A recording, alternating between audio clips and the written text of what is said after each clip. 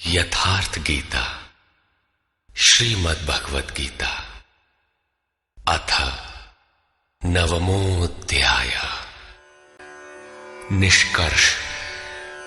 इस अध्याय के आरंभ में श्री कृष्ण ने कहा, अर्जुन, तुझ दोष रहित भक्त के लिए मैं इस ज्ञान को विज्ञान सहित कहूंगा, जिसे जानकर कुछ भी जानना शेष नहीं रहेगा।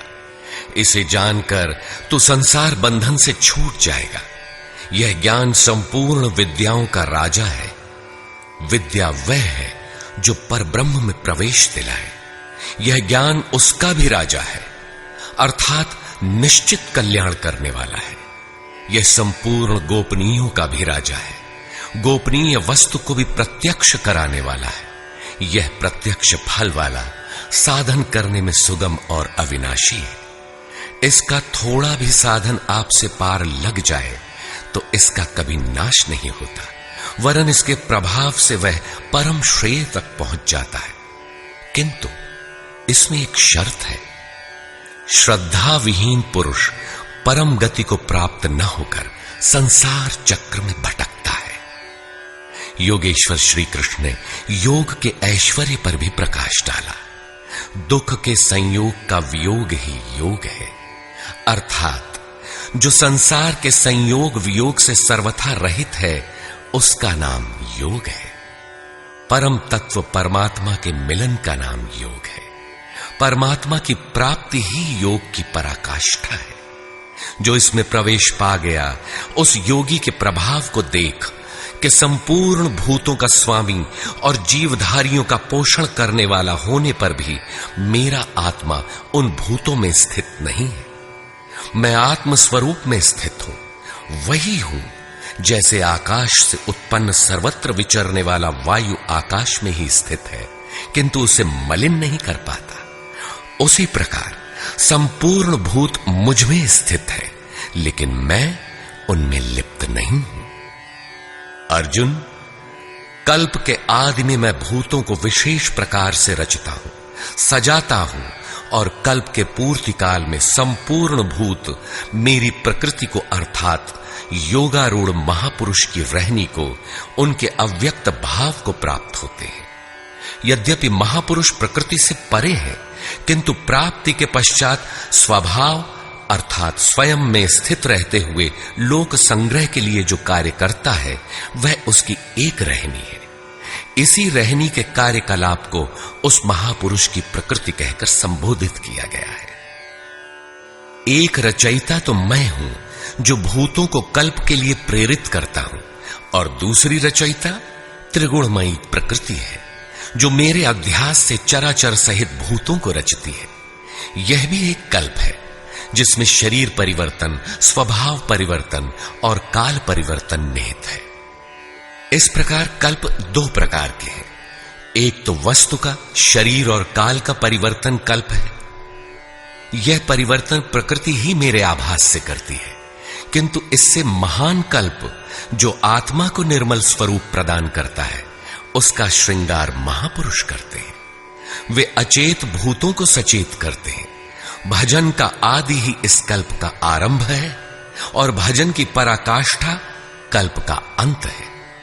जब यह कल्प भवरोग से पूर्ण निरोग बनाकर शाश्वत ब्रह्म में प्रवेश अर्थात स्थिति दिला देता है, उस प्रवेश काल में योगी मेरी रहनी और मेरे स्वरूप को प्राप्त होता है।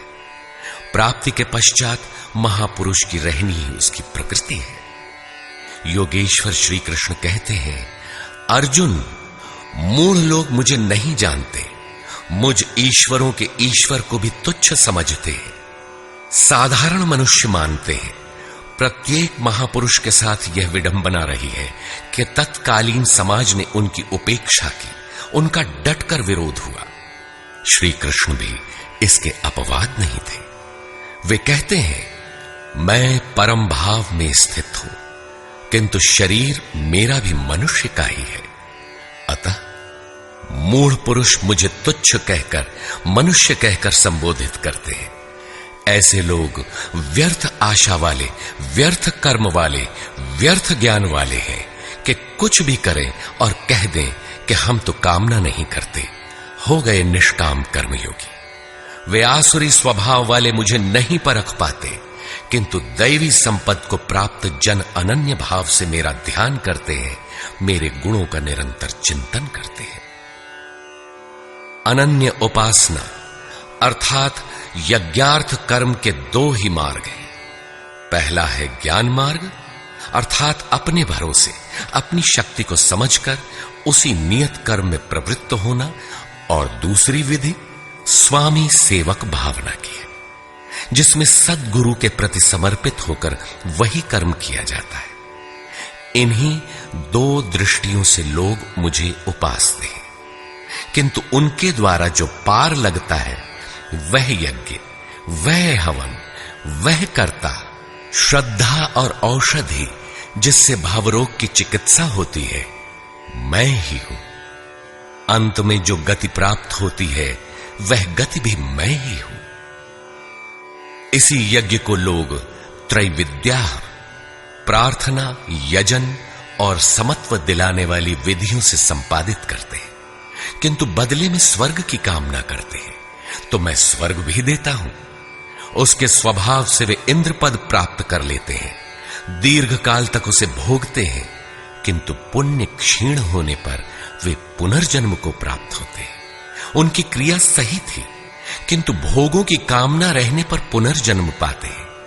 अतः भोगों की कामना नहीं करनी चाहिए। जो अनन्य भाव से अर्थात मेरे सिवाय दूसरा है ही नहीं, ऐसे भाव से जो निरंतर मेरा चिंतन करते हैं, लेश मात्र भी त्रुटि न रह जाए, ऐसे जो भजते हैं, उनके योग की सुरक्षा का भार मैं अपने हाथ में ले लेता हूं। इतना होने पर भी कुछ लोग अन्य देवताओं की पूजा करते हैं। वे भी मेरी ही पूजा करते हैं, किंतु वह मेरी प्राप्ति की विधि नहीं है। वे संपूर्ण यज्ञों के भोक्ता के रूप में मुझे नहीं जानते, अर्थात उनकी पूजा के परिणाम में मैं नहीं मिलता, इसीलिए उनका पतन हो जाता है। वे देवता, भूत अथवा पितरों के कल्पित रूप में निवास करते हैं, जबकि मेरा भक्त साक्षात मुझ में निवास करता है, मेरा ही स्वरूप हो जाता है। योगेश्वर श्री कृष्ण ने इस यज्ञार्थ कर्म को अत्यंत सुगम बताया कि कोई फल फूल या जो भी श्रद्धा से देता है उसे मैं स्वीकार करता हूं। अतः अर्जुन, तू जो कुछ आराधना करता है मुझे समर्पित कर। जब सर्वस्व का न्यास हो जाएगा तब योग से युक्त हुआ तू कर्मों के बंधन से मुक्त हो जाएगा, और वह मुक्ति मेरा ही स्वरूप है। दुनिया में सब प्राणी मेरे ही हैं। किसी भी प्राणी से न मुझे प्रेम है न द्वेष, मैं तटस्थ हूं। किंतु जो मेरा अनन्य भक्त है, मैं उसमें हूं, वो मुझ में है। अत्यंत दुराचारी, जघन्यतम पापी ही कोई क्यों ना हो, फिर भी अनन्य श्रद्धा भक्ति से मुझे भजता है, तो वह साधु मानने योग्य है। उसका निश्चय स्थिर है, तो वह शीघ्र ही परम से संयुक्त हो जाता है और सदा रहने वाली परम शांति को प्राप्त होता है। यहां श्री कृष्ण ने स्पष्ट किया कि धार्मिक कौन है। सृष्टि में जन्म लेने वाला कोई भी प्राणी अनन्य भाव से एक परमात्मा को भजता है, उसका चिंतन करता है, तो वह शीघ्र ही धार्मिक हो जाता है। अतः धार्मिक वह है जो एक परमात्मा का सुमिरन करता है। अंत में आश्वासन देते हैं, अर्जुन, मेरा भक्त कभी नष्ट नहीं होता।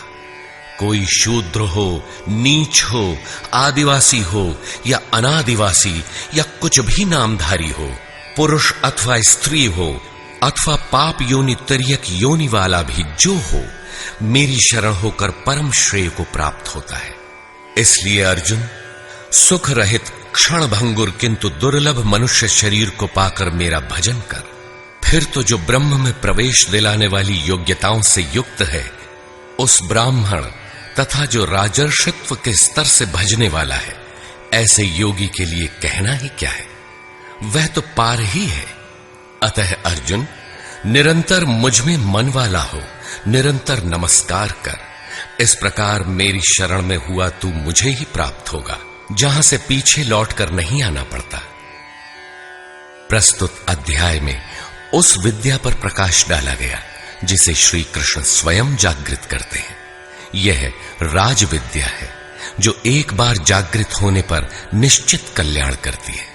अतः ओम तत्सदिति श्रीमद्भगवद गीता सूपनिषत्सु ब्रह्म विद्यायाम योग शास्त्रे श्री कृष्णार्जुन संवादे राजविद्या जागृति नाम नवमोऽध्यायः। इस प्रकार